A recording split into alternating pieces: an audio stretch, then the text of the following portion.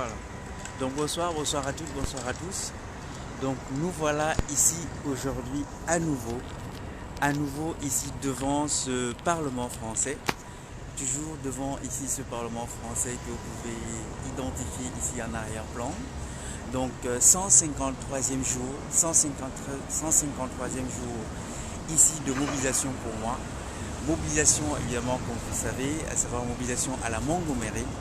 Une mobilisation ici toujours devant ce Parlement français ce 10 septembre 2019 en dénonciation de l'anticonstitutionnalité de la France-Afrique et de la profitation d'une part, en dénonciation de l'anticonstitutionnalité de l'inaction contrôle parlementaire des actes de gouvernement que sont la France-Afrique et la profitation d'autre part, et enfin en dénonciation ici de l'anticonstitutionnalité de la soustraction de l'État français à la convocation du droit international qui fait convocation à l'État français depuis 2015, c'est-à-dire depuis 4 ans maintenant, de rompre les mécanismes d'appauvrissement de nous, les personnes d'ascendance africaine, ici, aujourd'hui et encore, sous giron colonial français, assujettis à cette mise en appauvrissement colonial noir que poursuit de nous faire l'État français encore aujourd'hui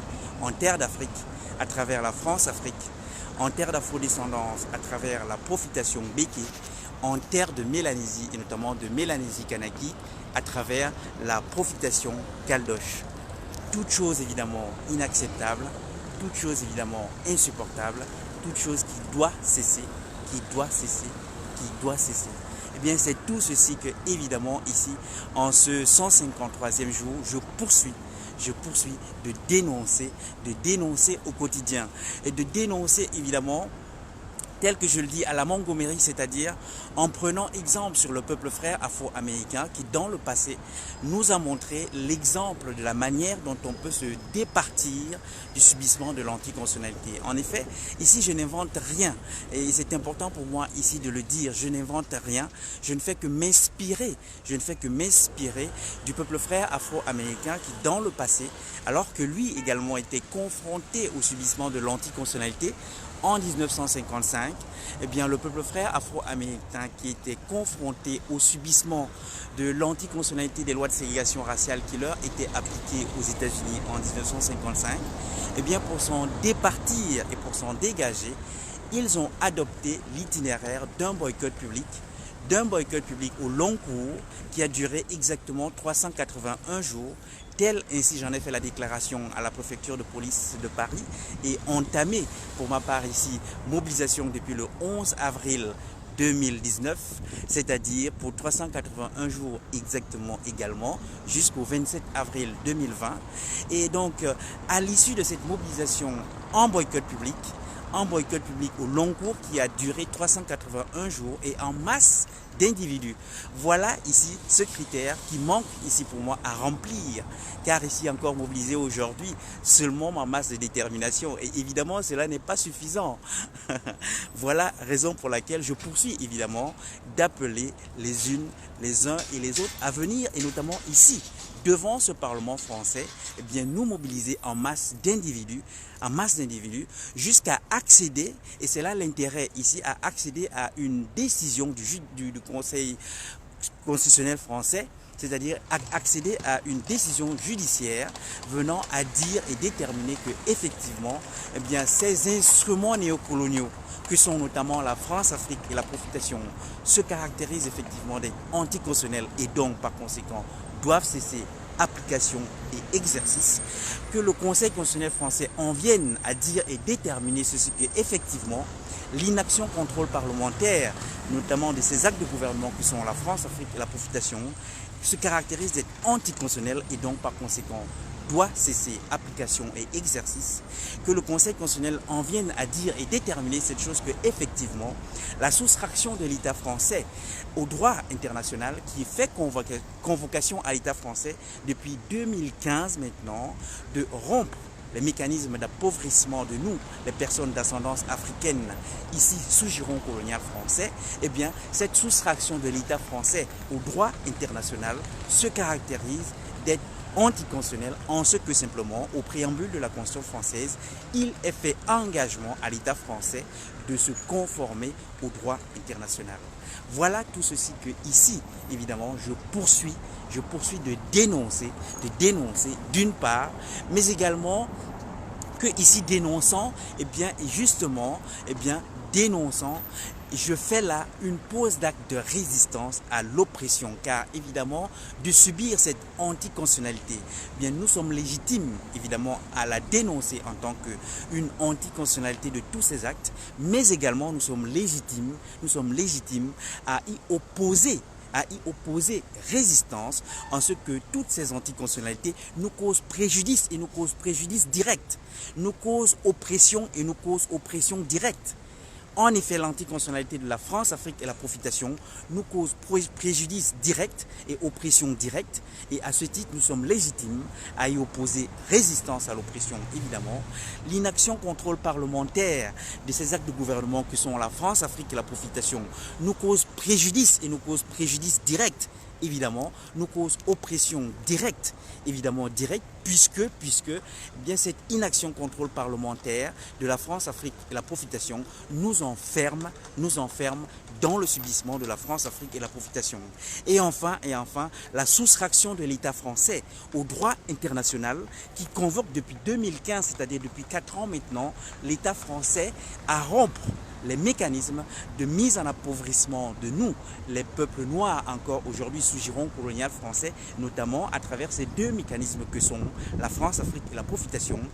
Cette soustraction de l'État français à ce droit international qui le convoque à rompre la France-Afrique et la profitation, évidemment cette soustraction nous cause préjudice et nous cause préjudice direct, nous cause oppression et nous cause oppression directe, évidemment en ce que cette soustraction de l'État français au droit international ne fait que organiser la poursuite par l'État français de valoir son statut d'État français tenancier d'enclos coloniaux en terre d'Afrique à travers la France-Afrique, ne fait que organiser la poursuite par l'État français de valoir son statut d'État français tenancier d'enclos coloniaux en terre d'afro-descendance, notamment à travers la profitation béquée.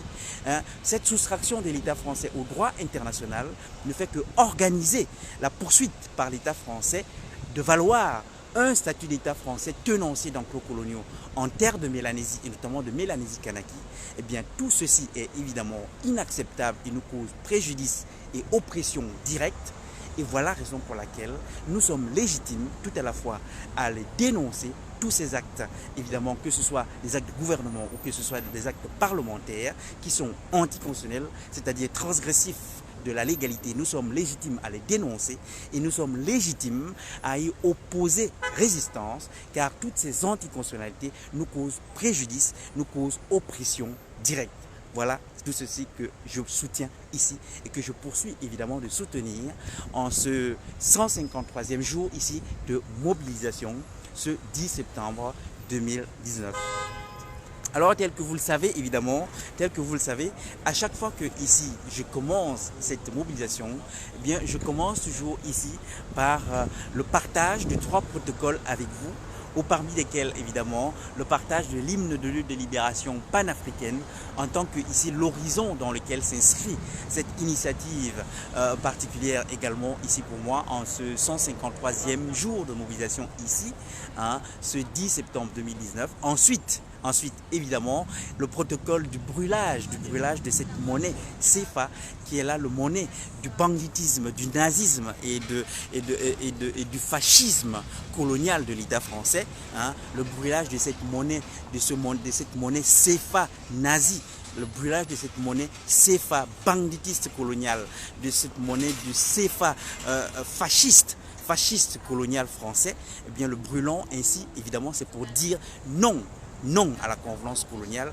qui poursuit de nous faire sort de malheur, évidemment. Et enfin, le 3e protocole, comme vous le savez, évidemment, c'est la libation, c'est-à-dire tout simplement ici une offrande de boisson à la mémoire de nos ancêtres et de nos aïeux, simplement pour évidemment tout à la fois saluer cette mémoire, notamment cette mémoire de résistance à l'impérialisme depuis les temps anciens, et évidemment la convoquer pour qu'elle poursuive de nous inspirer toutes ces choses pour lesquelles nous la saluons, à savoir notamment la clairvoyance, la bravoure et l'indéfectibilité. Et donc ici et maintenant, commençons le protocole de l'hymne de lutte de libération panafricaine, si vous voulez bien. Donc à partager ici et ensemble.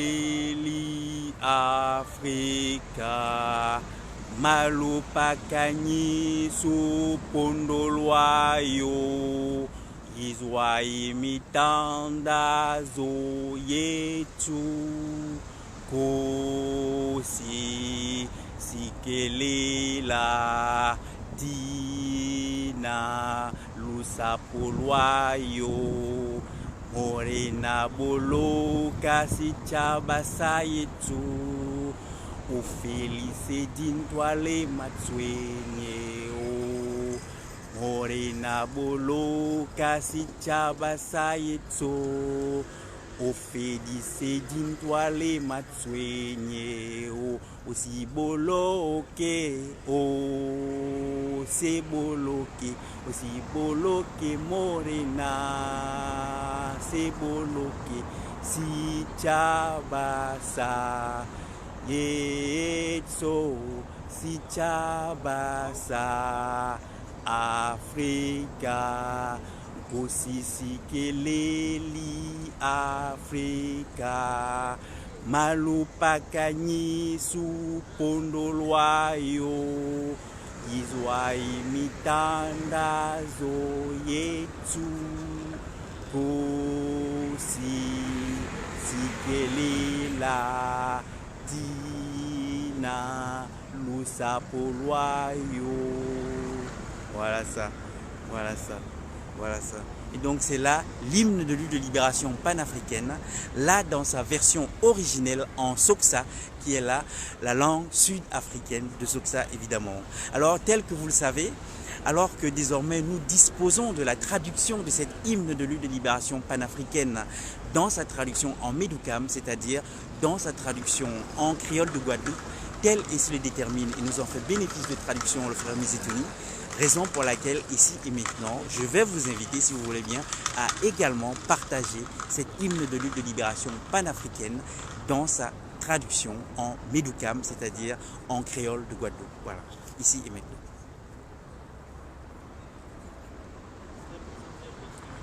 Fais bon Dieu rive béni kama, que konakama a joint ciel là. Que les ancêtres à nous tendent prière à nous, nous qui timounayo, yo, s'arrive et bénis nous. Bon Dieu veillez à si société à nous, fait disparaître tout problème détresse à nous. Bon Dieu veillez à si société à nous, fait disparaître tout problème détresse à nous. Oh, il faut pas nous larguer, faut pas nous larguer, oh, il faut pas nous larguer, oh, faut pas nous larguer. Société à nous, société Kama, fais bon Dieu rive béni Kama, que konakama a joint ciel là, que les ancêtres à nous tendent prière à nous, nous qui mounayo, pouyo, s'arrive et bénis nous. Voilà ça, voilà ça. Voilà ça. Et donc c'est là l'hymne de lutte de libération panafricaine dans sa traduction en Médoukam, c'est-à-dire dans sa traduction en ce créole de Guadeloupe, tel et se le détermine. et nous en fait bénéfice de traduction le frère Mizitouni. Alors si besoin en était ici de donner une énième fois explication ici de cette initiative, eh bien simplement dire que cette initiative ici de traduction, notamment dans ces différentes langues, de ce panafricanisme kamite, évidemment que certains d'entre nous, en tous les cas c'est le cas pour moi, appelons de nos voeux. C'est simplement là pour faire de cet instrument qui est l'hymne de lutte de libération panafricaine, un instrument de communauté de concertation par lequel instrument nous sentir évidemment une communauté de lutte, une communauté de concertation par la même lutte à compter simplement d'intonation. Voilà ça ici l'objectif et évidemment ici l'ambition de cette traduction notamment là dans ces différentes langues, l'ambition de cette traduction dans ces différentes langues de cet hymne de lutte de libération panafricaine. Évidemment, désormais où nous avons tout à la fois la version originelle qui est là en Soksa, hein, c'est-à-dire la langue de la terre d'Afrique, désormais nous avons là le bénéfice de cette traduction en Medukam, c'est-à-dire là une langue de la terre d'afrodescendance, en attendant d'obtenir dans les jours qui viennent, je poursuis de l'espérer, une traduction en Ngon ou tout simplement en Dréou, c'est-à-dire en langue de Mélanésie, notamment de Mélanésie Kanaki, à compter de quoi alors disposer d'une traduction dans ces trois familles de ce panafricanisme kamite que nous appelons de nos voeux évidemment, eh bien la traduction de cet hymne de lutte de libération panafricaine dans cet horizon d'un panafricanisme kamite par lequel nous sentir tous concernés évidemment simplement à compter d'intonation dans ces différentes langues de ce panafricanisme kamite ici sous giron colonial français évidemment. Voilà ça. Alors, après donc avoir partagé ici ce premier protocole de l'hymne de lutte de libération panafricaine, ici et maintenant, je vais vous inviter à partager ce deuxième protocole qui est tout simplement ici, ce protocole du brûlage ici de cette monnaie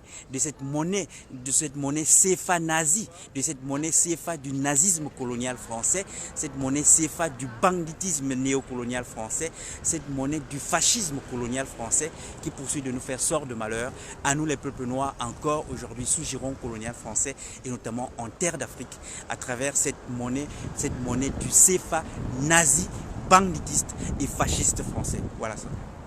Ici et maintenant.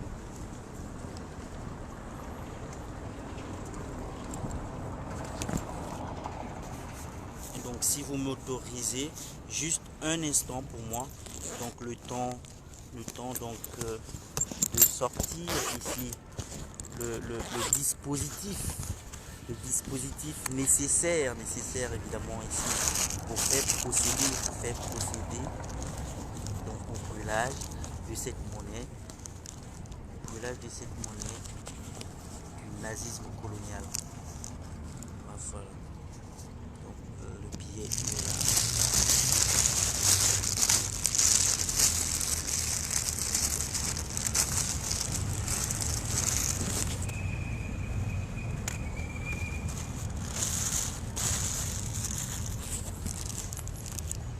Pardonnez-moi, c'est vrai que lorsqu'on est un peu tout seul comme ça, on doit gérer tout un ensemble de choses évidemment. Donc voilà, cette monnaie coloniale, c'est celle-ci.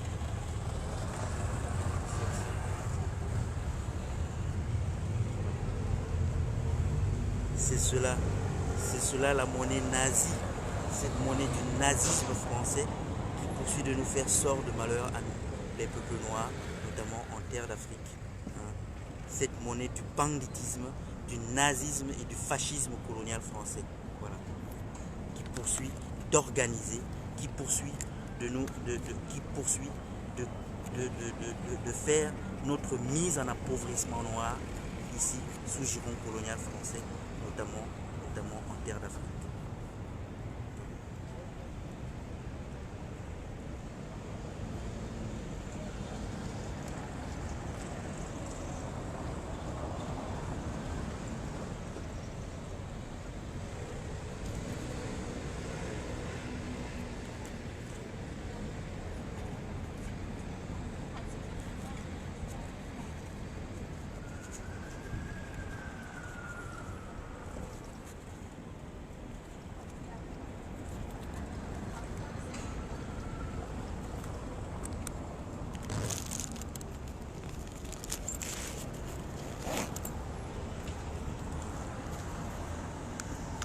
pardonnez-moi, c'est vrai que ça nécessite un peu de temps et quelques manœuvres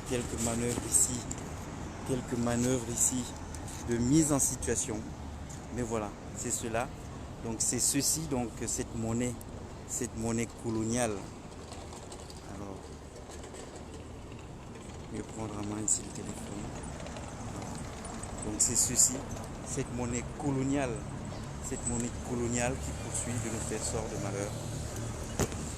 Que ici et maintenant, je vais essayer de brûler car il fait vent ici devant le Parlement français. Et je vais essayer, de brûler ici.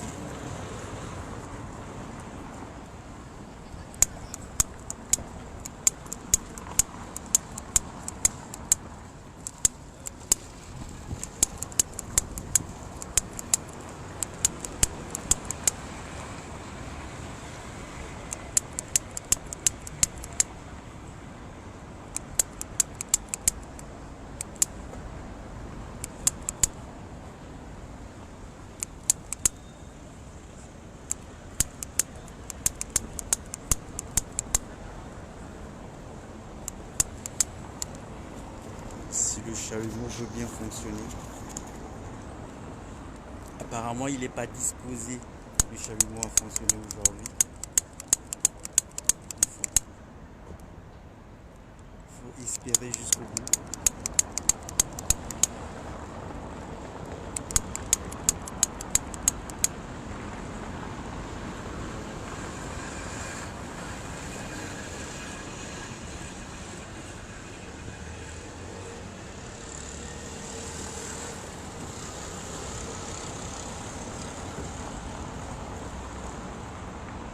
Brûler ici cette monnaie du banditisme colonial français et ainsi faisant dire ce message aux colons français que le banditisme colonial français, nous n'en voulons pas. Nous n'en voulons pas. Non à la convenance coloniale, non au banditisme colonial français. Voilà. Et nous voulons que le colonialisme français s'en aille en cendres, exactement comme ce billet de banque, comme ce billet de cette monnaie du nazisme français. Voilà.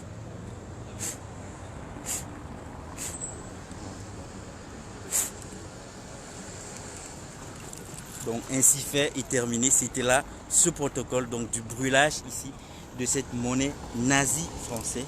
Hein. Et évidemment, je veux dire que c'est symbolique naturellement, mais enfin, après tout, hein, il n'y a pas lieu d'en douter. Hein, le colon français, il observe et tant mieux, c'est le but évidemment. Hein. C'est le but qu'il observe et qu'il entende ce qui est ici à entendre, n'est-ce pas? À savoir que le banditisme colonial français, depuis les temps anciens, nos aïeux ont toujours dit non au banditisme colonial français. Traversant le temps et les générations, nous poursuivons de dire non au banditisme français.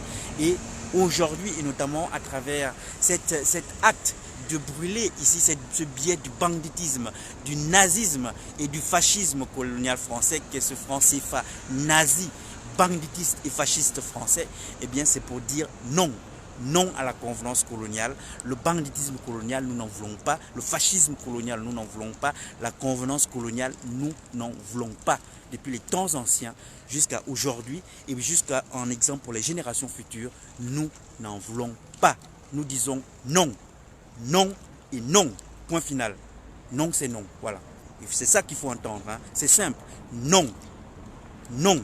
Non à la convenance coloniale. C'est quand même pas compliqué, hein, franchement. Hein. On ne peut pas dire il faut 3 cerveaux pour comprendre ça. Convenance coloniale, non. Non à la convenance coloniale. C'est tout, c'est simple. Non à la convenance coloniale. Voilà. C'est tout ce qu'on dit et c'est tout ce qu'on veut. Voilà. Foutez-nous la paix. Voilà.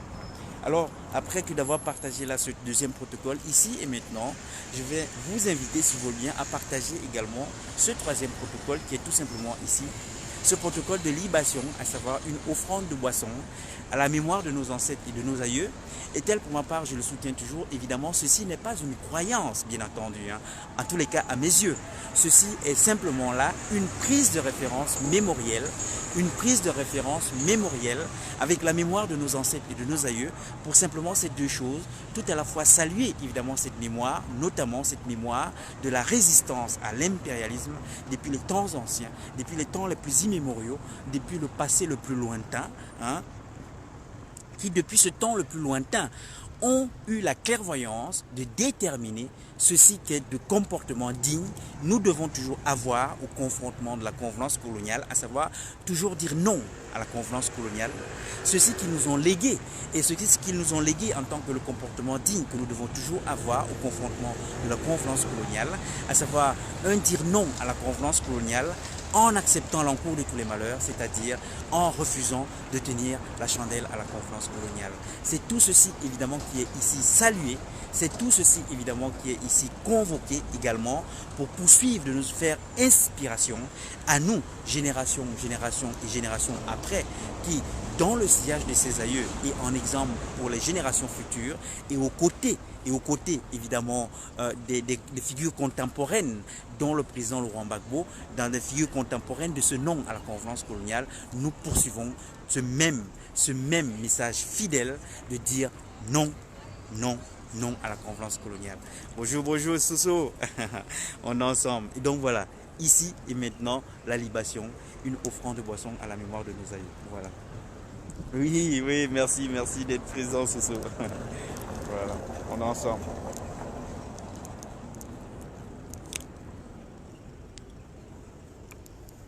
Voilà. Donc ici et maintenant, donc cette offrande de boisson ici, à la mémoire de nos ancêtres.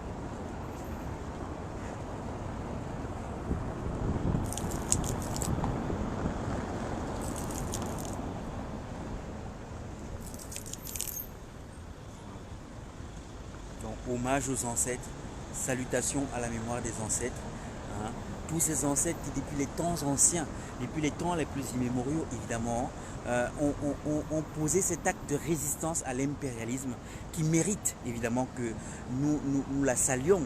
Nous saluons cette bravoure, que nous saluons cette indéfectibilité, que nous saluons cette clairvoyance que depuis les temps anciens, hein, par laquelle ils ont déterminé le comportement digne que nous devons toujours avoir au confrontement de la convenance coloniale, toujours dire non à la convenance coloniale, non à la convenance coloniale, saluer évidemment et convoquer en inspiration la bravoure et l'indéfectibilité par laquelle ces aïeux depuis les temps anciens ont déterminé les modalités de se dire non à la convenance coloniale, à savoir dire non à la convenance coloniale en acceptant l'encours de tous les malheurs, c'est-à-dire en refusant de tenir la chandelle à la convenance coloniale, un héritage de dignité que nous ont légué évidemment ces aïeux des temps les plus anciens, un héritage de dignité qui a traversé le temps et les générations pour nous parvenir aujourd'hui, notamment à travers la figure contemporaine et vivante qu'est le président Laurent Gbagbo, cette figure contemporaine et vivante du non à la convenance coloniale,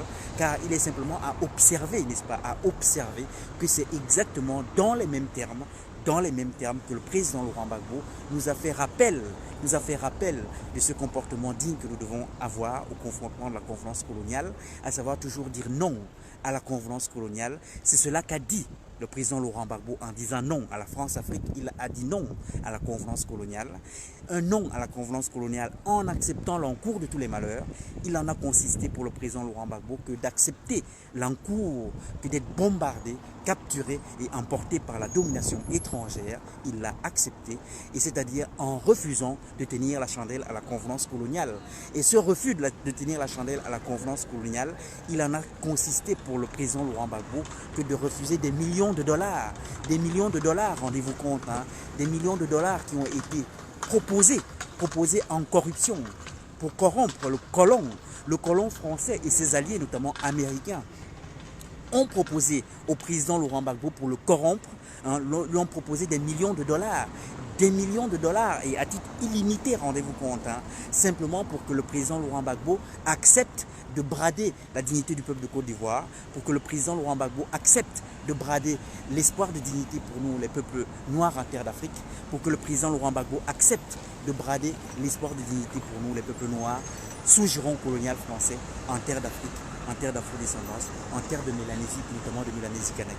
Eh bien, le président Laurent Gbagbo, en témoignage de haute estime, qu'il a pour notre dignité collective, en témoignage de haute estime qu'il a pour notre dignité collective, il a dit non. Il a refusé il a refusé tous ces millions de dollars, il a refusé tous ces millions de dollars à titre illimité, à titre illimité. Voilà ça lorsque parfois certains d'entre nous trouvent cette excuse et cet argument de dire, mais vous savez, devant des millions, comment résister? Bah si, on peut résister, on peut résister, on peut résister. Et il n'y a pas à regarder tellement, ni tellement loin dans le passé, ni tellement dans le futur. Aux côtés de nous, dans ce temps contemporain que nous partageons, nous avons la figure contemporaine et vivante qui est le président Laurent Gbagbo. Eh bien, lui, il a dit non. Il a dit non à des millions de dollars. Il a dit non à des millions de dollars à titre illimité, pour simplement la sauvegarder et préserver notre estime, l'estime de notre dignité et de notre dignité collective, de notre dignité collective. Voilà ça l'exemple pour ceux et celles qui parfois se posent la question, mais comment faire devant la corruption, comment faire devant devant la tentation, comment faire devant des millions de dollars, comment faire devant la corruption coloniale. Eh bien vous refusez, c'est aussi simple que ça. Vous refusez, vous dites non, non, non. Simplement, au regard de ce que vous avez en haute estime pour notre dignité collective. Voilà ça. Et donc ce président Laurent Gbagbo, qui aujourd'hui nous a fait honneur en résistant à l'impérialisme, en refusant tous ces millions de dollars, voilà notamment la raison pour laquelle, en témoignage évidemment tout à la fois de gratitude et d'admiration, nous serons à Bruxelles, notamment le 13 septembre, c'est-à-dire vendredi prochain, pour évidemment une fois de plus nous manifester notre soutien et notre gratitude et évidemment exiger sa libération effective. Eh bien c'est toutes ces choses et c'est toutes ces vertus que évidemment à travers une libation ici est saluée, est tout à la fois saluée et convoquée pour poursuivre de nous faire inspiration, la clairvoyance de déterminer le comportement de dignité que nous devons avoir au confrontement à la convenance coloniale, la bravoure et l'indéfectibilité de toujours dire non à la convenance coloniale en acceptant l'encours de tous les malheurs, c'est-à-dire en refusant de tenir la chandelle à la convenance coloniale. Voilà tout ceci ici qui est convoqué à travers cette libation, tout à la fois à l'adresse de la mémoire de nos aïeux, de nos ancêtres, mais également en salutation de ces figures contemporaines, dont le président Laurent Gbagbo, dont son ministre Charles Bégoudé, dont Madame Simone Gbagbo et dont tous les résistants de par le monde aujourd'hui qui poursuivent la résistance au confrontement du banditisme colonial, qui poursuit de nous faire sort de malheur à nous, les peuples noirs, de par le monde, notamment ici, sous giron colonial français. Voilà.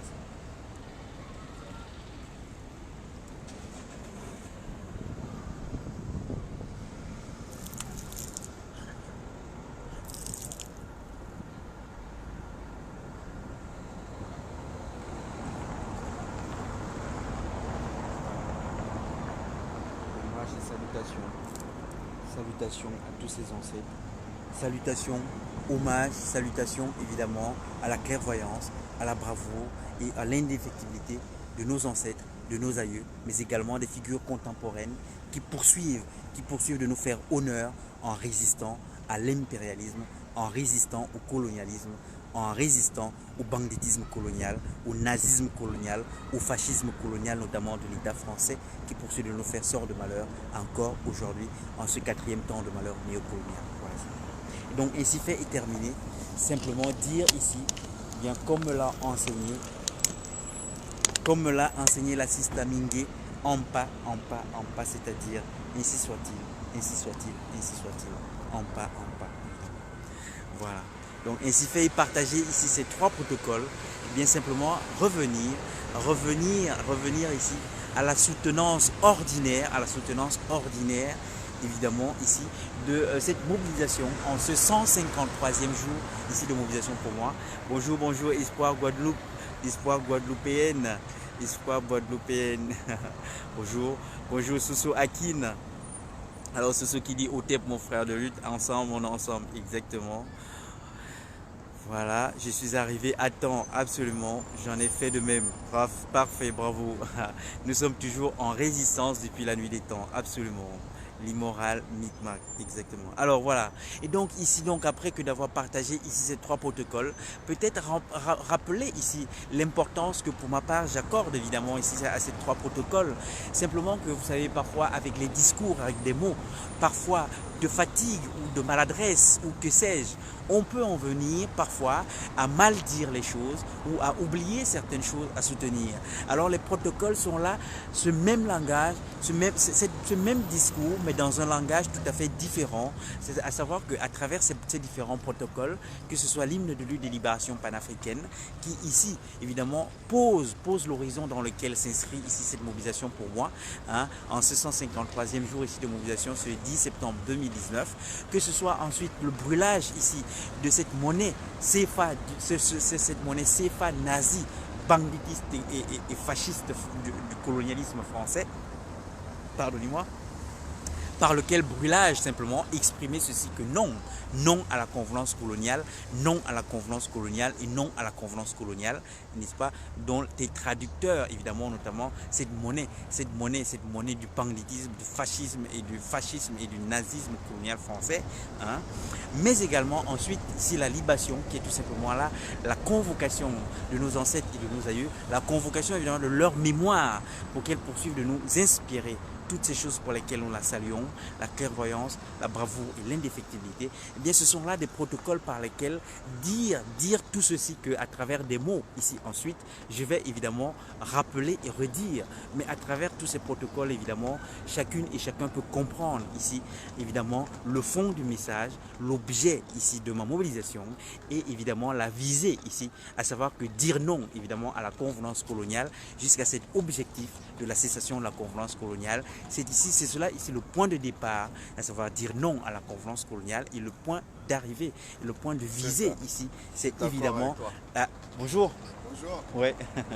Et le point de visée ici, c'est évidemment la cessation de la convenance coloniale. Voilà ça qui est ici, tout à la fois le point de départ, dire non à la convenance coloniale, et le point d'arrivée, évidemment, la cessation de la convenance coloniale. C'est cela ici qui est à rappeler à travers ces différents protocoles.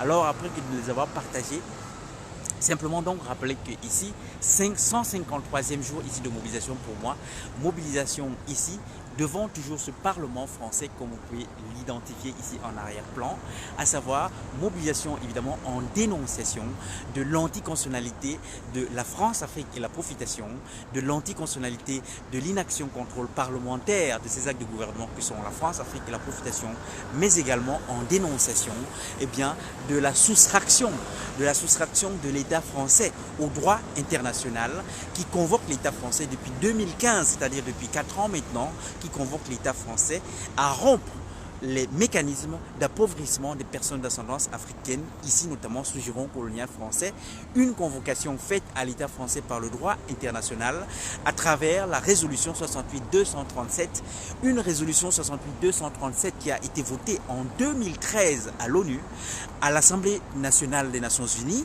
qui a été votée à l'unanimité, c'est-à-dire avec la signature de l'État français. L'État français a donné sa signature internationale au vote de cette résolution des Nations Unies et évidemment qui est entrée en vigueur 2 ans après 2013, c'est-à-dire en 2015, et fixant donc cette résolution fixant une décennie 2015-2024 au décours de laquelle décennie est fait convocation tout à la fois aux États dont l'État français, mais également aux organisations de la société civile, mais également aux particuliers, c'est-à-dire toute chacune et tout chacun d'entre nous, convocation par cette résolution 68-237 de prendre toutes les mesures par lesquelles rompre les mécanismes d'appauvrissement des personnes d'ascendance africaine.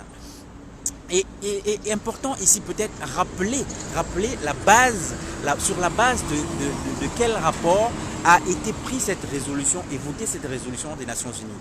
En effet, cette résolution des Nations Unies, cette résolution 68-237 a été votée en 2013 aux Nations Unies sur la base d'un rapport qui a été rendu et dans lequel rapport, il y avait le constat qui a été rapporté de ce que nous, les peuples noirs de par le monde, et notamment le terme de ce rapport onusien, c'est les personnes d'ascendance africaine. Eh bien, le constat dans ce rapport est que les personnes d'ascendance africaine, de par le monde, sommes les plus pauvres des sociétés dans lesquelles nous vivons, et de par le monde, et que c'est cette pauvreté qui est la cause et la conséquence des discriminations que nous avons à subir dans nos quotidiens, les violences policières comprises.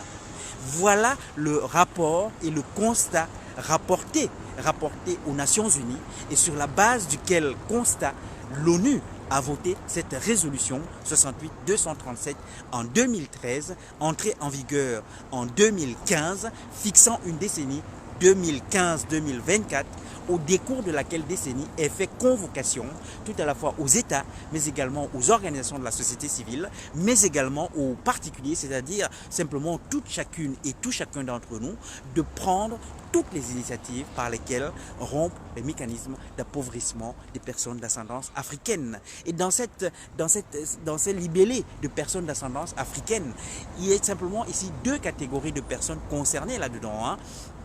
Dans cette catégorie, dans cette appellation personnes d'ascendance africaine, s'entend tout à la fois, d'une part, les personnes, comme on dit communément, les afrodescendants, les personnes afrodescendantes, c'est-à-dire les personnes descendantes des victimes de l'esclavage d'une part, mais également les personnes de migration africaine récente. Voilà ces deux catégories de personnes ici identifiées en tant que les personnes d'ascendance africaine. Et donc vous comprenez bien que les mécanismes ici de notre mise en appauvrissement, mais quels sont-ils? Eh bien ils sont deux et c'est les mêmes ici dénoncés, à savoir la France-Afrique et la profitation. Ce sont là ces mécanismes de notre mise en appauvrissement noir, de notre mise en appauvrissement colonial noir, avec des noms différents, mais exactement la même mise en appauvrissement colonial noir qui s'appelle en terre d'Afrique la France-Afrique, hein, une mise en appauvrissement noir, une mise en appauvrissement colonial noir en terre d'Afrique par l'État français qui s'appelle la France-Afrique, une mise en appauvrissement colonial noir en terre d'afrodescendance par l'État français qui s'appelle la profitation Béké, une mise en appauvrissement colonial noir en terre de Mélanésie et notamment de la Mélanésie Kanaki par l'État français qui s'appelle la profitation Caldoche. Voilà ceci qui sont les mécanismes de notre mise en appauvrissement noir. Et c'est ce que dit le rapport de l'ONU, sur la base duquel a été votée à l'unanimité cette résolution 68-237. Cette mise en appauvrissement de nous, les personnes d'ascendance africaine, est la cause et la conséquence des discriminations que nous avons à subir dans nos quotidiens, de par le monde, dans les sociétés où nous vivons. Les violences policières comprises. Alors il est à comprendre ici, on peut se demander, mais dans quelle mesure l'appauvrissement peut être la cause des discriminations? Mais tout simplement, il faut comprendre ici le lien.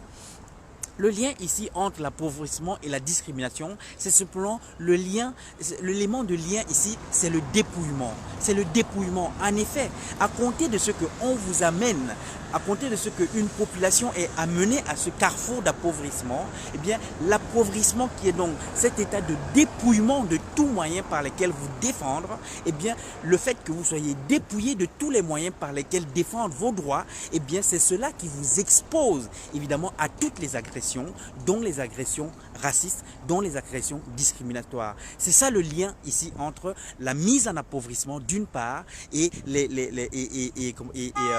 discriminations dont par la suite nous subissons au quotidien dans les sociétés dans lesquelles nous vivons. Le lien entre la mise en appauvrissement d'une part et les discriminations raciales d'autre part, le lien c'est la mise en appauvrissement avec le résultat du dépouillement, l'état de dépouillement, c'est-à-dire l'état de diminution de tout moyen par lesquels se défendre, par lesquels tout simplement défendre ses moyens. Et je veux dire que c'est pas compliqué à observer. Bonjour Patrick. Bonjour frère Patrick X. bonjour frère, on est ensemble, le frère de, je voudrais pas me tromper, je crois que c'est de Guada. Voilà, mais il me le confirmera peut-être. Je pense que c'est de Guada. Bon voilà. Donc oui, donc je soutenais là que le lien ici entre cette mise en appauvrissement d'une part et les discriminations que nous avons à subir ensuite de par le monde dans les sociétés où nous vivons, ce lien, c'est tout simplement que c'est le résultat de la mise en appauvrissement, car le résultat de la mise en appauvrissement, eh bien c'est l'état de dépouillement. De dépouillement, c'est-à-dire l'état de diminution de tout moyen par lesquels se défendre, c'est-à-dire défendre ses droits tout simplement. Hein. Et je disais donc Il n'y a qu'à observer dans la société, hein. Il y a différentes communautés. Et vous allez observer que certaines communautés, eh bien tout simplement, quand bien même elles ne sont pas les plus majoritaires dans la société, mais elles disposent des moyens par lesquels défendre leurs droits. Voilà ceci qui fait que dans la société, par exemple, hein, eh bien vous allez avoir des communautés qui ne sont pas énormes en termes de quantité, mais dans la mesure où elles disposent de leurs droits et des moyens pour défendre leurs droits, eh bien à compter de ce qu'on viendrait à les atteindre, c'est-à-dire à les agresser, à les discriminer, eh bien tout simplement, ils utiliseront leurs propres moyens pour tout à la fois se défendre et se développer et se prémunir et se développer. Voilà ça. Et donc, vous comprenez bien que cette mise en appauvrissement, c'est cela, c'est une mise en déchéance. Hein. C'est une mise en déchéance en fait. C'est cela qu'il faut comprendre parce que à compter de ce que vous êtes mis en appauvrissement, eh bien, vous êtes dépouillé de tous les moyens par lesquels défendre vos droits. C'est cela la conséquence. C'est-à-dire la mise en appauvrissement, c'est la mise en dépouillement des moyens de défendre vos droits, dont notamment de défendre vos droits économiques, dont les moyens de défendre vos droits politiques, dont les moyens de défendre vos droits sociaux. Et donc, à compter de ce que vous êtes dépouillé de tous les moyens par lesquels défendre vos droits économiques, sociaux, culturels et politiques, eh bien, vous êtes exposés à toutes les agressions, dont les agressions discriminatoires et dont notamment les violences policières. Et ici, on peut s'en étonner. Vous savez, il y a plein de communautés, hein. Vous pouvez observer même ici dans la société française, il y a plein de communautés que, je veux dire que les policiers, par exemple, ils ne s'hasarderont pas à aller agresser ou ils ne s'hasarderont pas à aller commettre des bavures sur ces communautés-là. Mais à votre avis, pourquoi davantage, par exemple, l'appareil policier hein, va se laisser aller à davantage de bavures à notre encontre, à nous, les peuples noirs, ici ce giron colonial français, par rapport à d'autres communautés. Mais tout simplement parce que nous, lorsque notamment l'appareil policier commet des bavures contre nous, eh bien nous n'avons même pas les moyens de nous défendre. Nous n'avons même pas les moyens de nous défendre. Évidemment, on va aller saisir le procureur.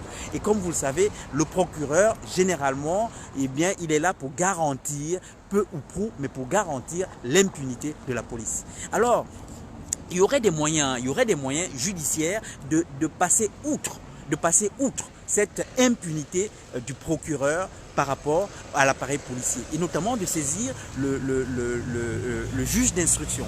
Mais tout ceci, évidemment, va nécessiter des moyens. C'est-à-dire, à un moment donné, tout ceci va nécessiter des moyens pour engager une procédure, saisir les juges d'instruction parce que le procureur, finalement, a opposé un non-lieu par couverture de l'appareil policier. Eh bien, il va falloir engager des moyens. Et la communauté doit pouvoir engager des moyens. Et si vous n'avez pas ces moyens, vous ne pouvez pas. Il va falloir alerter la presse, il va falloir alerter les médias, etc., etc. Il va falloir alerter des relais médiatiques, y compris à l'extérieur, à l'international. Tout ceci, à un moment donné, va nécessiter les moyens qui ne sont possibles que lorsque vous êtes une communauté constituée. Eh bien, voilà ceci que notre mise en appauvrissement noir emporte la détrituration même de notre capacité à nous constituer une communauté. Et donc, à compter de ce que nous ne pouvons même pas nous constituer une communauté, eh bien, nous ne sommes pas capables de nous constituer des moyens communautaires par lesquels défendre nos droits. Et quand vous ne pouvez pas défendre vos droits, eh bien, à ce moment-là, on vous attaque et on vous attaque parce qu'il y a la perspective de l'impunité. Parce qu'il y a la perspective de l'impunité. Voilà raison notamment les discriminations. Lorsque vous êtes appauvri, les discriminations, c'est l'étape suivante, c'est-à-dire qu'à compter de ce que vous êtes appauvri, la discrimination va arriver aussitôt derrière parce que en tant qu'appauvri, vous n'êtes pas en capacité de vous défendre, vous n'êtes pas en capacité d'opposer une résistance à des agressions, à des atteintes et notamment à la discrimination. Voilà ça.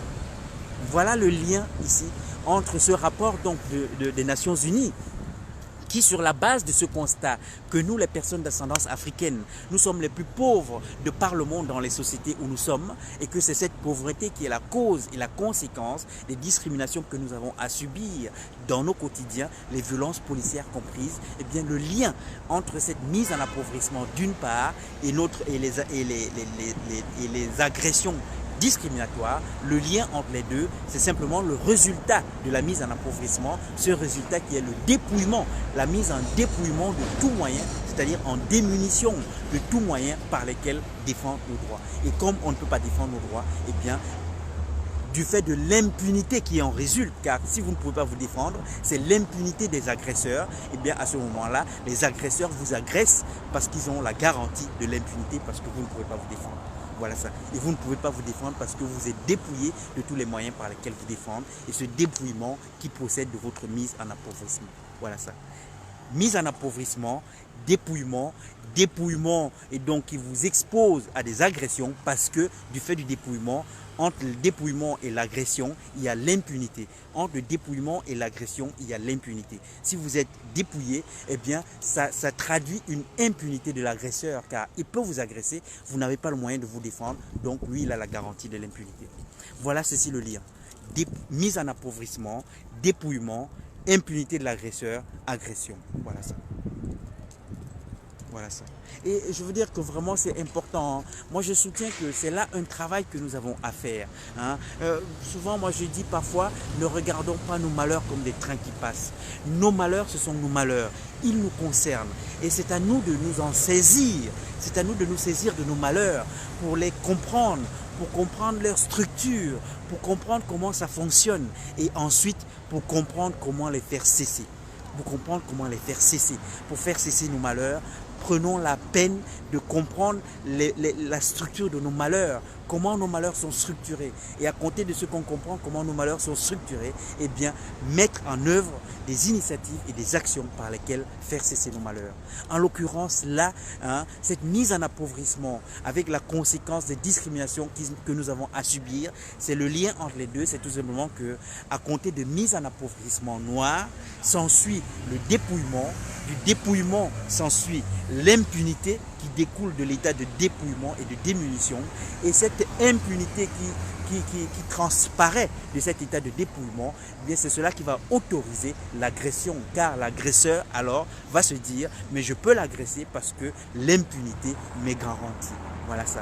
Et voilà la raison pour laquelle parfois, dans la société, vous pouvez avoir des petites communautés qui comptent 1 millier, 10 milliers ou une centaine de milliers de membres d'une communauté, mais qu'on ne peut pas toucher, ou on craint de toucher. Pourquoi? Mais tout simplement parce que ces communautés-là, notamment, disposent de tous leurs moyens par lesquels se défendre. Et à compter de ce qu'une communauté dispose de ces moyens par lesquels se défendre, c'est-à-dire qu'elle n'est pas appauvrie, et donc en disposition de ces moyens par lesquels se défendre, eh bien elle ne sera pas touchée, elle ne sera pas attaquée, elle ne sera pas atteinte parce que disposant des moyens par lesquels se défendre, eh bien l'impunité n'est pas autorisée. Lorsque vous êtes dépouillé des moyens par lesquels vous défendre, eh bien ce dépouillement autorise l'impunité et à compter de ce que l'impunité est autorisée, vous allez être agressé. Voilà ça. Voilà ça le lien. Voilà ça le lien. Mise en appauvrissement, résultat dépouillement, et à compter de dépouillement, l'impunité est autorisée. Et si l'impunité est autorisée, vous allez être agressé, donc notamment agressé discriminatoirement, parce que celui qui veut vous discriminer, eh bien, il ne craint pas votre résistance, il ne craint pas votre attaque, il ne craint pas votre contre-attaque, parce que du fait de vos dépouillements, l'impunité lui est garantie. Voilà ça. Voilà ceci que vraiment pour ma part je pouvais soutenir et rapporter. Bonjour Jess. Bonjour Jess. Donc voilà ceci que pour ma part je pouvais soutenir ici et rappeler en précision et dire donc que c'est à compter donc de ce rapport qui avait été rendu en 2013 aux Nations Unies, rapport par lequel avait été rapporté aux Nations Unies ce constat de ce que nous, les personnes d'ascendance africaine, de par le monde dans les sociétés où nous vivons, nous sommes les plus pauvres des sociétés dans lesquelles nous vivons. Et que c'est cet état de notre appauvrissement qui est la cause et la conséquence des discriminations que nous avons à subir dans nos quotidiens, les violences policières comprises, parce que là encore je le disais, hein, les violences policières, c'est simplement une question d'impunité. Hein, les violences policières, je veux dire que il n'y a qu'à regarder nos communautés à nous, notre communauté noire, hein, que de bavures. Mais à votre avis, pourquoi? Mais simplement parce que l'appareil policier se dit, mais j'ai l'impunité garantie. j'ai l'impunité garantie et doublement garantie. D'une part, le procureur va me garantir l'impunité, car hélas, il est à constater que généralement, c'est cela l'action du procureur qui se résume toujours et toujours à couvrir la police, l'appareil policier d'impunité, et au surajoutement de cette couverture d'impunité de l'appareil policier par le procureur, eh bien, va se surajouter une impunité qui découle de l'état d'appauvrissement même de nous, la communauté noire, de nous, les peuples noirs de par le monde. Et donc de cet appauvrissement qui fait que nous sommes dépouillés des moyens par lesquels nous défendre, eh bien l'impunité est garantie à toutes les agressions de discrimination, mais également d'agressions policières comprises. Et ce que je dis là, c'est le rapport des Nations Unies. Rendez-vous compte, hein? C'est les Nations Unies. C'est les Nations Unies qui ont fait ce rapport aux Nations Unies. C'est-à-dire que parfois on peut penser que c'est un activiste, c'est un virulent activiste africain qui nous casse les oreilles. Non, non. Là, c'est un rapport des Nations Unies. C'est un rapport des Nations Unies qui a été rendu aux Nations Unies en 2013. En 2013. Et vous pouvez vérifier, hein. Je donne les références ici de cette résolution 68-237. Hein, toute chacune et tout chacun peut aller vérifier, évidemment. Bonjour frère Jean-Yves de Bokipré. Merci du bénéfice d'accompagnement, frère. Donc ici, je cite évidemment les références, hein, la résolution 68-237. Toute chacune et tout chacun peut aller vérifier de lui-même et voir ce rapport sur la base duquel a été votée cette résolution des Nations Unies. Hein. Rendez-vous compte, hein, c'est les Nations Unies qui ont fait ce constat dans le cadre d'un rapport et un constat sur la base duquel a été votée cette résolution 68-237 en 2013 et qui est rentrée en vigueur en 2015, c'est-à-dire entrée en application en 2015 et depuis 2015 par laquelle résolution est fait convocation le droit international des personnes d'ascendance africaine. L'État français, hélas, n'acquitte pas. L'État français, hélas, n'acquitte pas cette résolution des Nations Unies. Et ce constat de ce que l'État français n'acquitte pas, cette convocation qui lui est faite par le droit international, nous pouvons tout simplement en conclure de ce constat que alors l'État français n'acquitte pas, transgresse sa propre constitution. En effet, la constitution française engage l'État français à se conformer au droit international, à se conformer, vous entendez bien, hein, c'est le préambule de la constitution française. L'État français est engagé à se conformer au droit international. C'est-à-dire que lorsque le droit international convoque l'État français à faire quelque chose, eh bien l'État français doit le faire. C'est ce que ça veut dire, hein, de se conformer au droit international. Voilà que depuis 4 ans, eh bien l'État français se soustrait à cette résolution 68-237 des Nations Unies qui convoque notamment l'État français à rompre les mécanismes d'appauvrissement des personnes d'ascendance, notamment ici sous giron colonial français. Et ce faisant, l'État français pose là un acte anticonstitutionnel, c'est-à-dire transgressif de la Constitution française. Et évidemment, à ce titre, nous pouvons le dénoncer, n'est-ce pas ? Cette soustraction de l'État français au droit international, se caractérisant d'être anticonstitutionnelle, nous pouvons la dénoncer évidemment en tant qu'une transgression de la légalité. Car c'est un principe, n'est-ce pas? Toute chacune et tout chacun est légitime à dénoncer la transgression de la légalité et notamment ici la transgression de la légalité constitutionnelle. Et on peut d'autant plus non seulement le dénoncer, mais également y opposer résistance à compter de ce que cette transgression de la légalité nous cause préjudice direct. Et effectivement ici, dans le cas de cette soustraction de l'État français au droit international, convoquant l'État français à rompre les mécanismes de notre mise en appauvrissement noir, nous les peuples noirs encore aujourd'hui sous giron colonial français, eh bien la soustraction de l'État français à cette convocation du droit international, organisant ainsi la poursuite de notre mise en appauvrissement noir sous giron colonial français à travers la France-Afrique et la profitation, évidemment, nous cause oppression directe, nous cause préjudice direct. Et donc, en tant qu'une anticonstitutionnalité, nous causons préjudice direct, nous causons oppression directe, nous pouvons et nous sommes légitimes à y opposer non seulement une dénonciation, mais une pose d'acte de résistance à l'oppression. Voilà ça. Voilà ça. Une résistance à l'oppression, notamment à travers une dénonciation publique, de tout ceci qui est évidemment anticonstitutionnel. Alors ici, j'ai rappelé les bases légales ici de cette anticonstitutionnalité de la soustraction de l'État français au droit international, ici, qui convoque l'État français à rompre les mécanismes d'appauvrissement noir ici sous giron colonial français depuis 2015.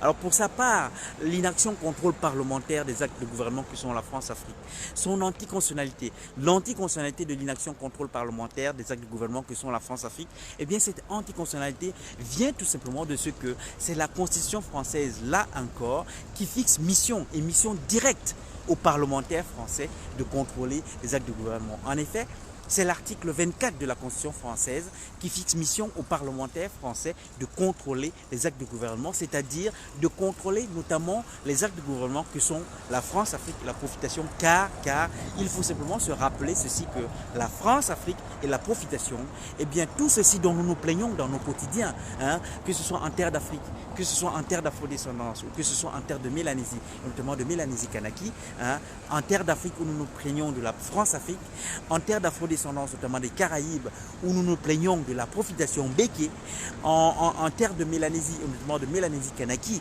où nous nous plaignons de la profitation caldoche, et bien tout ceci dont nous nous plaignons en tant que des traducteurs de notre malheur ici sous le giron colonial français, et bien leur statut juridique, la France-Afrique et la profitation, leur statut juridique, ce sont des actes de gouvernement.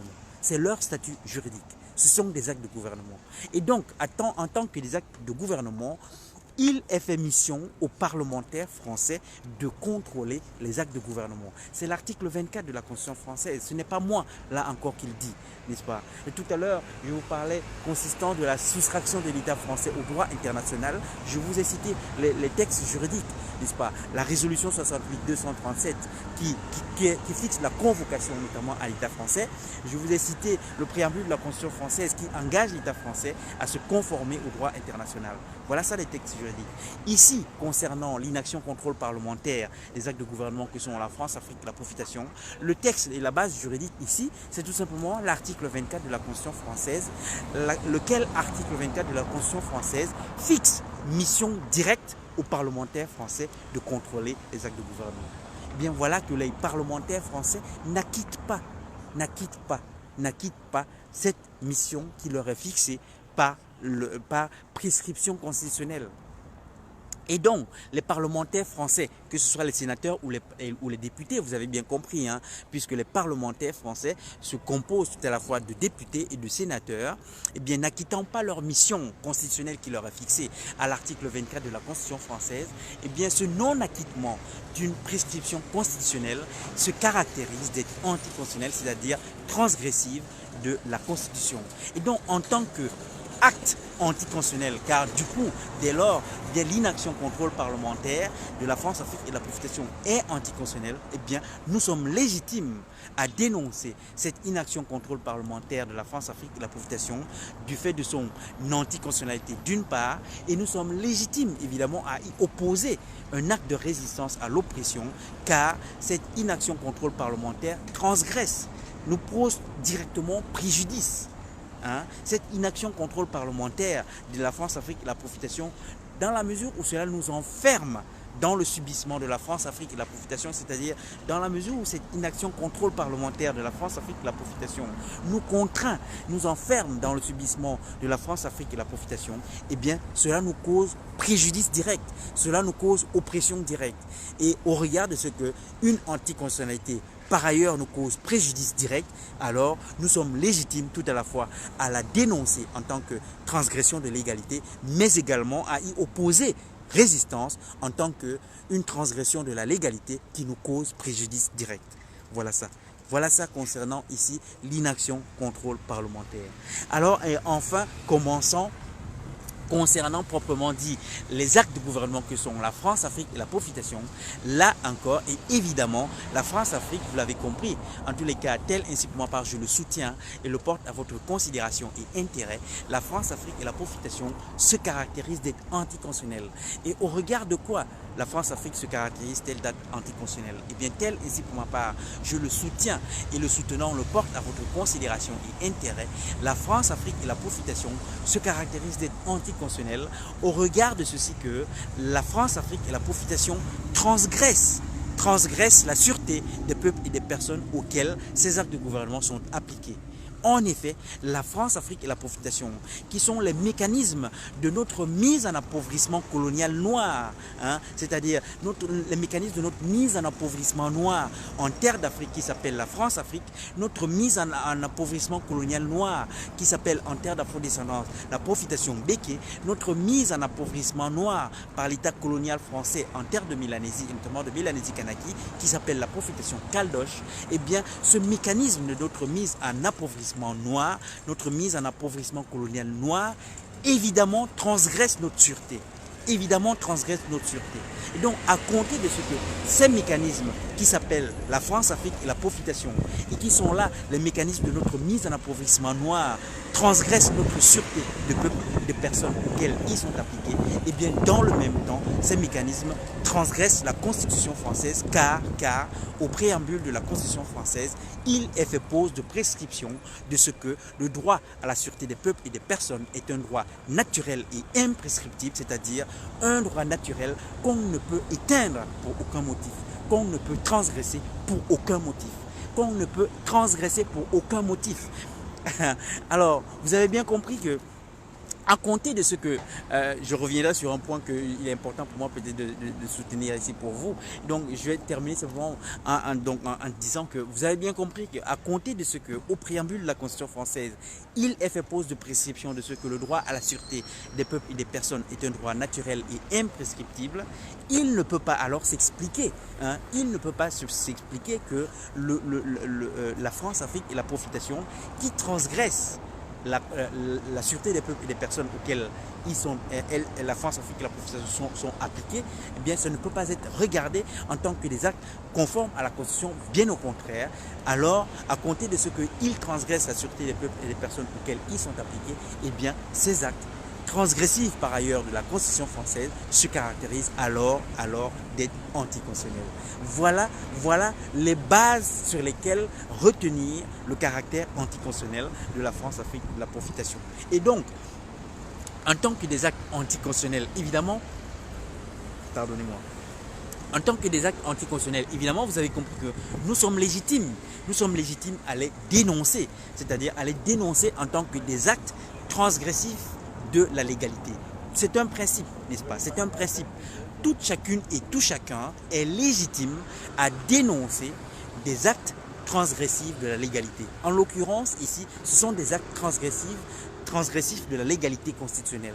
Nous sommes toutes chacune et tout chacun légitimes à les dénoncer.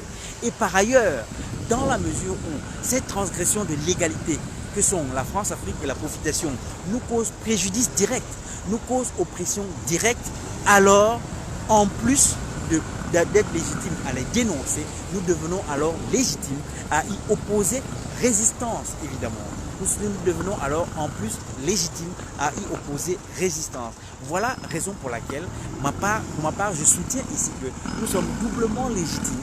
Nous sommes doublement légitimes au confrontement de la convenance coloniale, tout à la fois à la dénoncer en tant que une convenance coloniale anticonstitutionnelle, mais également une convenance coloniale qui nous cause préjudice, c'est-à-dire qui nous rend légitimes à y opposer résistance à l'oppression.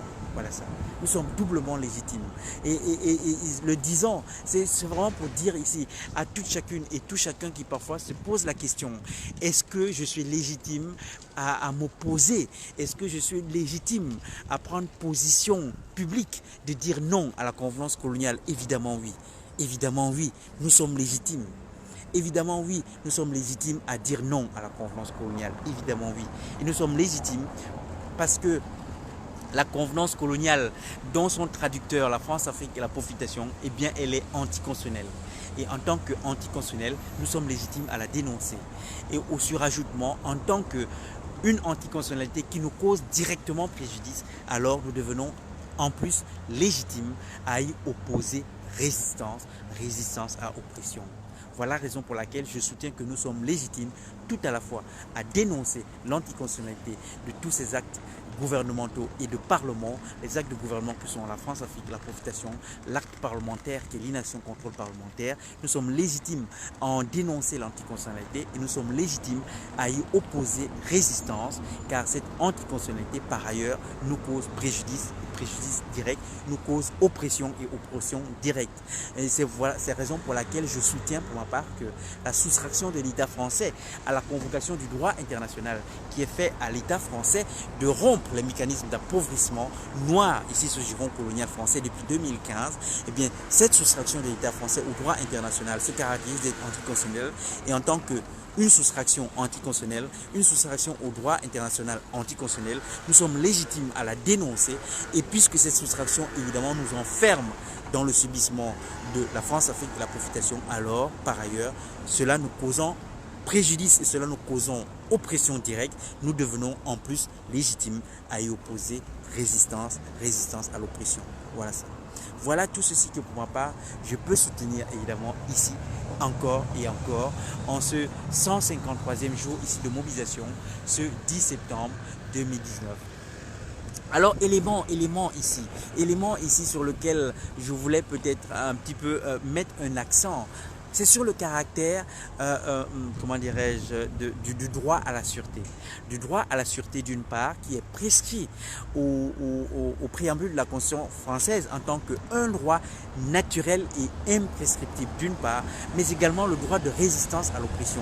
Car vous l'avez bien compris, hein, tout à la fois nous sommes légitimes à dénoncer l'anticonstitutionnalité, mais également puisque cette anticonstitutionnalité nous cause préjudice et préjudice direct, nous sommes légitimes à y opposer résistance à l'oppression. Donc le droit de résistance à l'oppression également est prescrit au préambule de la Constitution française en tant qu'un droit naturel et imprescriptible à l'identique du droit à la sûreté exactement. Voilà ça. Et ceci pour dire une chose qui est que notamment parmi des arguments policiers, qui, par des initiatives un peu intimidatoires, ont essayé d'obtenir mon abandon ici de mobilisation. Certains de leurs arguments fallacieux étaient notamment de convoquer le trouble à l'ordre public. Le trouble à l'ordre public. Hein.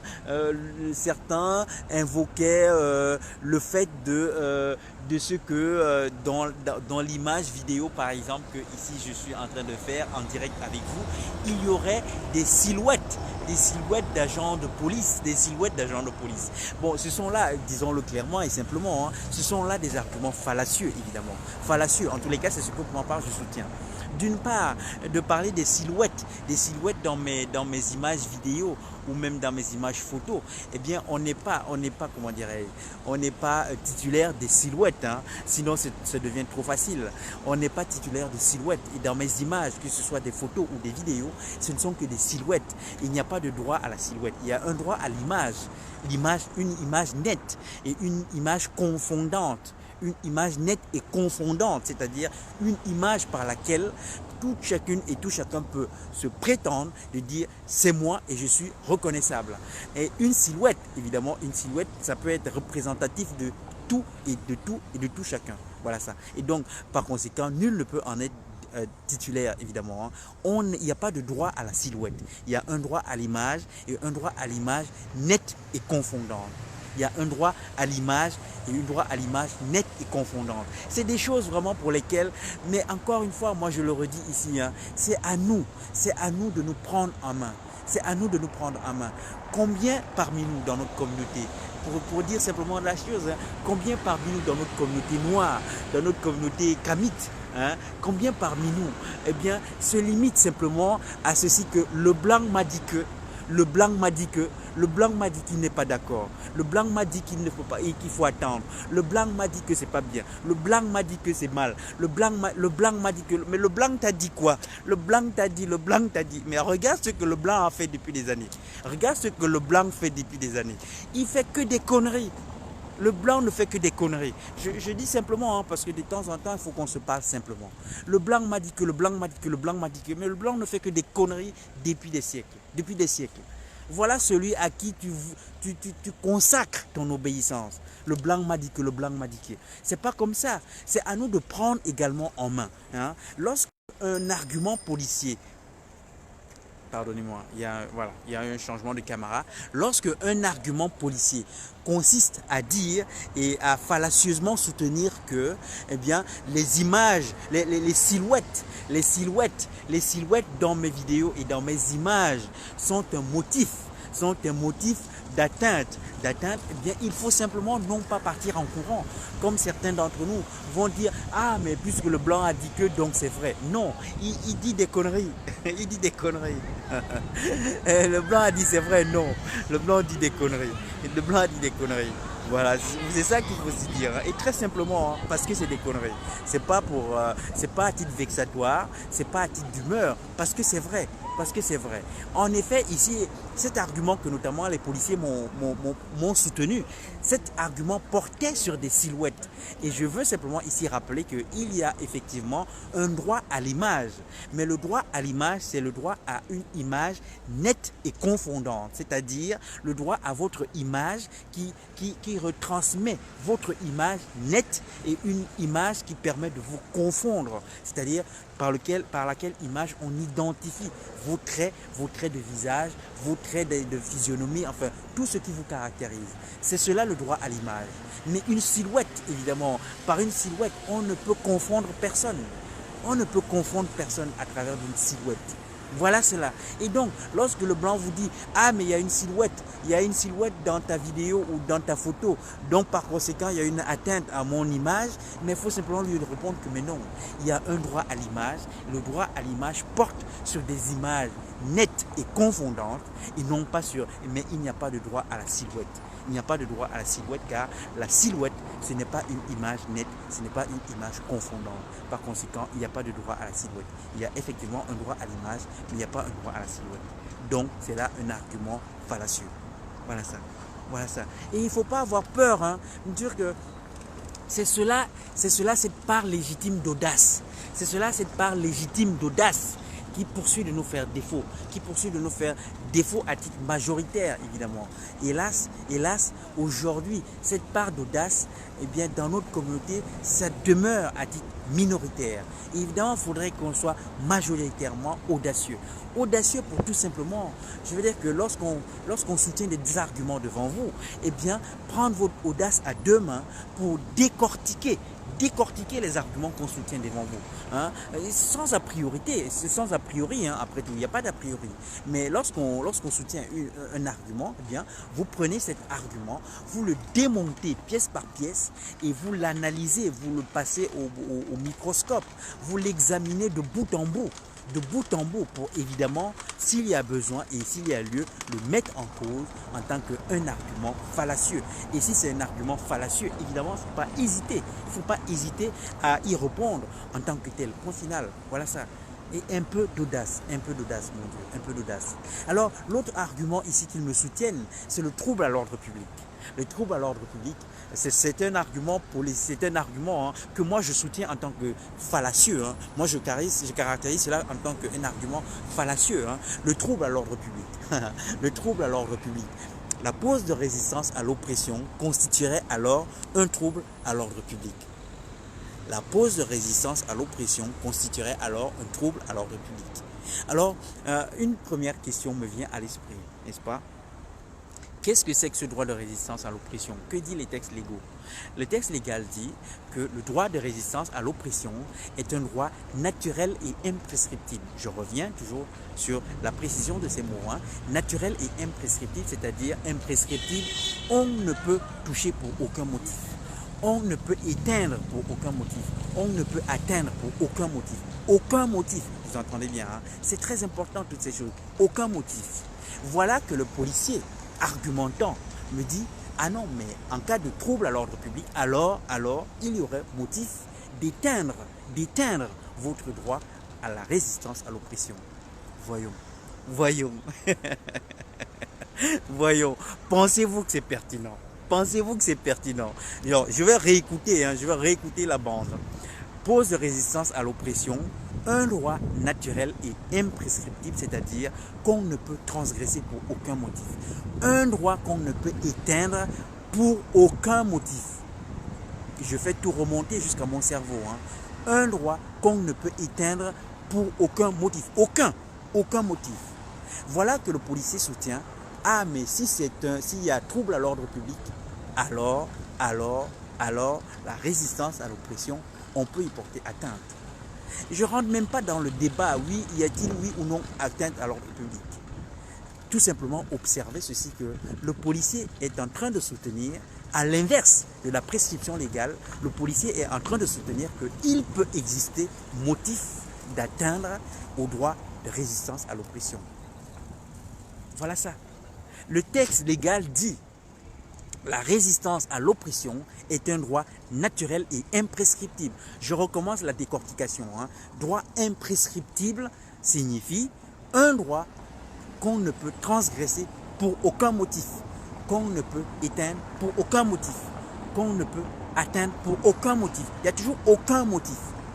C'est ça l'imprescriptibilité. Aucun motif ne peut l'éteindre. C'est cela. L'imprescriptibilité, c'est dire qu'aucun motif ne peut l'éteindre. Pour aucun motif, on ne peut l'éteindre.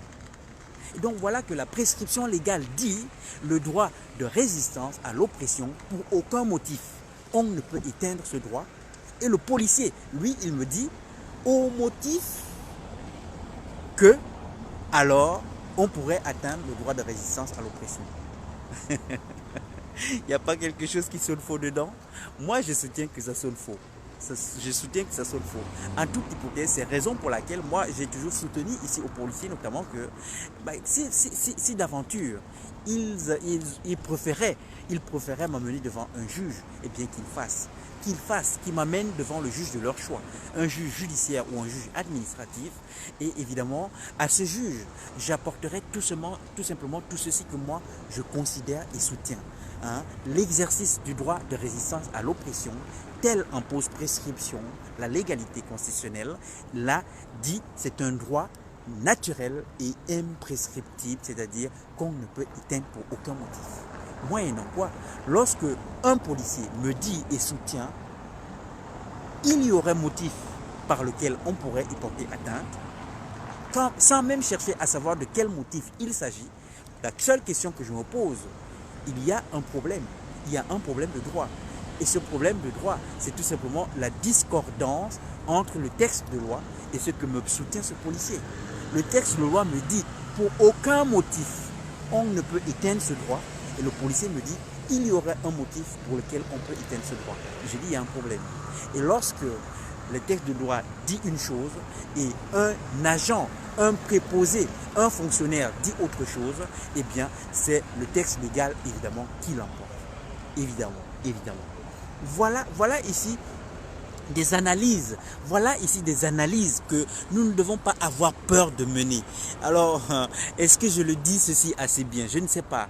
Mais vraiment, j'en suis convaincu. J'en suis convaincu que nous sommes légitimes à exercer cette part d'audace qui nous manque et qui nous manque à tort.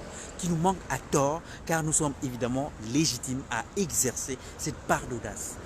Lorsqu'on est confronté au banditisme, notamment au banditisme colonial de cet État français, mon Dieu, devant des bandits, l'audace est évidemment légitime.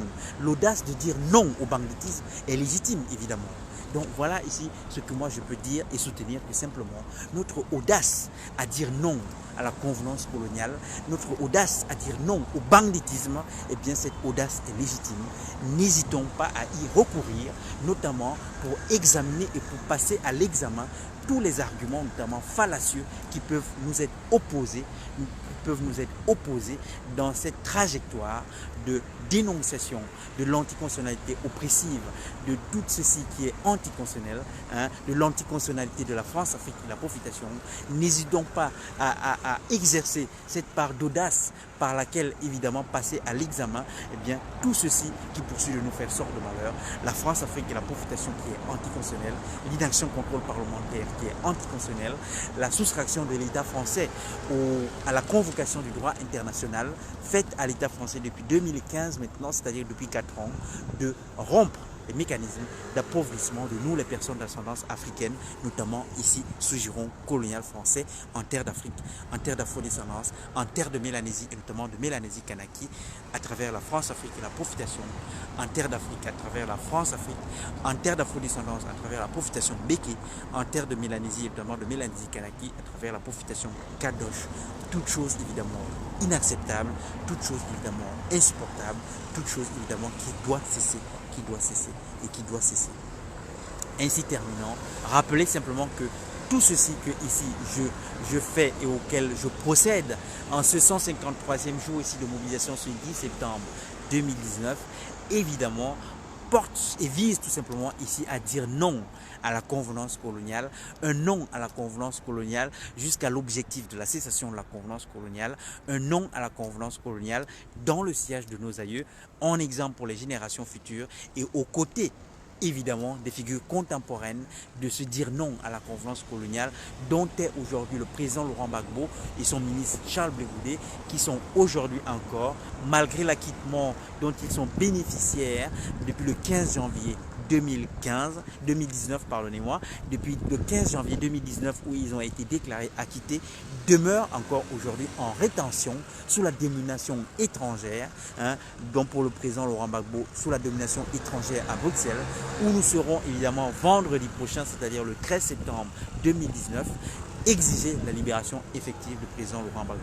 Donc ainsi, terminant, vous dire simplement ce rappel de ce que vendredi 13, nous serons à Bruxelles évidemment pour soutenir cette figure contemporaine et vivante qu'est le président Laurent Gbagbo en tant que la figure contemporaine et vivante de se dire non à la convenance coloniale, un non à la convenance coloniale dont il nous a fait honneur d'exprimer en terre d'Afrique dans sa souveraineté de Côte d'Ivoire en disant non à la France-Afrique, un non à la convenance coloniale en acceptant l'encours de tous les malheurs qui ont consisté pour lui que d'être capturé, bombardé, capturé et emporté par la domination étrangère, un non à la convenance coloniale en acceptant l'encours de tous les malheurs, c'est-à-dire en refusant de tenir la chandelle à la convenance coloniale, un refus de tenir la chandelle à la convenance coloniale qui a consisté pour le président Laurent Gbagbo que de refuser des millions de dollars qu'à titre de corruption. Eh bien, le colon et ses alliés ont tenté de corrompre le président Laurent Gbagbo avec des millions de dollars, et que évidemment le président Laurent Gbagbo, en témoignage de haute estime qu'il a pour notre dignité collective, eh bien, il a refusé ces millions de dollars qui lui ont été proposés par le colon banditiste français et ses alliés américains. Eh bien, le président Laurent Gbagbo, en témoignage de haute estime qu'il a pour notre dignité collective, il a refusé ces millions de dollars. Voilà pour tout ceci que, évidemment, nous serons le 13 septembre dans le cadre de ce Bruxelles Acte 3, puisqu'il y a eu Bruxelles 1 et puisqu'il y a eu Bruxelles 2. Désormais, c'est Bruxelles 3. Le 13 septembre, nous serons à Bruxelles pour évidemment témoigner tout ceci de gratitude au président Laurent Gbagbo et à son ministre Charles Blé Goudé, témoigner notre admiration, notre soutien évidemment et exiger sa libération effective pour qu'ils recouvrent leur pleine liberté, dont celle de s'en retourner dans leur territoire de ressortissance en terre d'Afrique et dans leur souveraineté de ressortissance de Côte d'Ivoire pour tout simplement faire et parachever l'œuvre qu'ils avaient entamée de mise fin à la France-Afrique, c'est-à-dire de mise fin à la convenance coloniale, cette convenance qui poursuit de nous faire sort de malheur à nous, les peuples noirs, encore aujourd'hui sous giron colonial français en terre d'Afrique, à travers notre mise en appauvrissement colonial noir par l'État français, à travers la France-Afrique, à travers notre mise en appauvrissement colonial noir par l'État français en terre d'afro-descendance, notamment des Caraïbes, à travers notre mise en appauvrissement colonial noir par l'État français en terre de Mélanésie et notamment de Mélanésie Kanaki, à travers la profitation Caldoche, toute chose évidemment inacceptable, toute chose évidemment insupportable et toute chose qui évidemment doit cesser.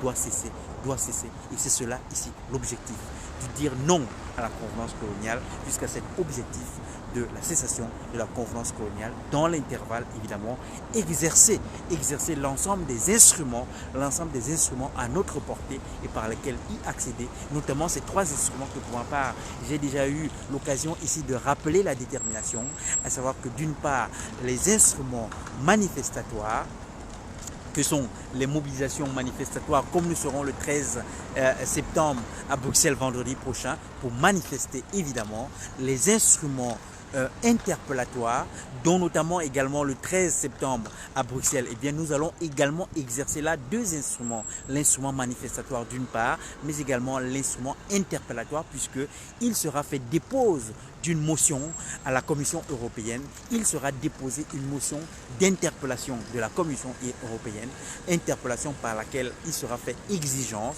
de la libération effective du président Laurent Gbagbo et son ministre Charles Bégoudé. Et donc, le premier instrument qui est à notre portée et que nous devons et nous pouvons exercer évidemment, c'est l'instrument manifestatoire. Également, l'autre deuxième instrument, c'est l'instrument interpellatoire par des écrits, dont notamment là la motion que nous déposerons le 13 septembre à Bruxelles, dont les interpellations que celles que par exemple pour ma part j'ai adressées aujourd'hui par la poste au Parlement français, que sont les parlementaires, les députés et les sénateurs, mais également donc ce troisième instrument que ici, auquel je poursuis de vous convoquer les uns et les autres, à savoir l'instrument judiciaire, à quoi ici je vous appelle d'accéder, à savoir d'accéder à l'instrument judiciaire, ici qui est l'instrument de la décision judiciaire du Conseil constitutionnel français, venant à dire et déterminer ceci qui est effectivement la France-Afrique qui se caractérise, la France-Afrique et la profitation qui se caractérise d'être anticonstitutionnelle doit cesser application, que l'inaction contrôle parlementaire des actes de gouvernement que l'inaction contrôle parlementaire des actes de gouvernement que sont la France-Afrique et la profitation se caractérise d'être anticonstitutionnelle et donc doit cesser application, que la soustraction de l'État français au droit international qui se caractérise d'être anticonstitutionnel doit également cesser application. C'est à cela ici que je poursuis de vous inviter les uns et les autres à accéder, et nous pouvons ici y accéder notamment à travers le levier qui est la QPC, c'est-à-dire la question prioritaire de constitutionnalité. C'est celle-là même que souvent ici j'ai rappelé à l'appareil policier qui régulièrement ici vient me faire pression, et bien qu'à cela ne tienne. Si d'aventure telle était leur préférence, eh bien qu'ils m'amènent devant le juge, et à compter de ce qu'ils m'amèneraient alors devant un juge, j'aurai là l'opportunité d'exercer la QPC, c'est-à-dire la question prioritaire de constitutionnalité, par saisine directement du Conseil constitutionnel français pour qu'il vienne à dire et déterminer s'il peut être dirigé une quelconque loi contre notamment ici la pose d'acte de résistance à l'oppression, laquelle oppression ici est l'oppression de l'anticonstitutionnalité oppressive de la France-Afrique et de la profitation, l'anticonstitutionnalité oppressive de l'inaction contrôle parlementaire de la France-Afrique et de la profitation, mais également l'anticonstitutionnalité oppressive de la soustraction de l'État français au droit international qui convoque depuis 2015 l'État français à rompre les mécanismes d'appauvrissement des personnes d'ascendance africaine. Voilà tout ceci que pour ma part, je pouvais ici soutenir encore et encore en ce 153e jour ici de mobilisation, ce 10 septembre 2019. Voilà. Et comme on dit en terre d'Afrique, Ingeta, Ingeta, Ingeta. Comme on dit en terre d'afrodescendance, à nous aller, à nous aller, à nous aller. Comme on dit en terre de Mélanésie, et notamment de Mélanésie Kanaki, Dawani, Dawani, Dawani. Et comme on dit ici en diaspora, on ne lâche rien, on ne lâche rien, on ne lâche rien. Et comme on dit nous en résistance, TCT, Ovajav, Ovajav, Ovajav, Ovajav qui veut tout simplement dire on va jusqu'au bout, on va jusqu'au bout, tel nous l'a rappelé évidemment le président Laurent Gbagbo. Ainsi terminons, simplement dire merci à toutes, merci à tous, merci aux différentes connectées et aux différents connectés, merci aux différents commentaires et accompagnements. À bientôt, c'est-à-dire à demain. Merci, bonsoir, c'est fini.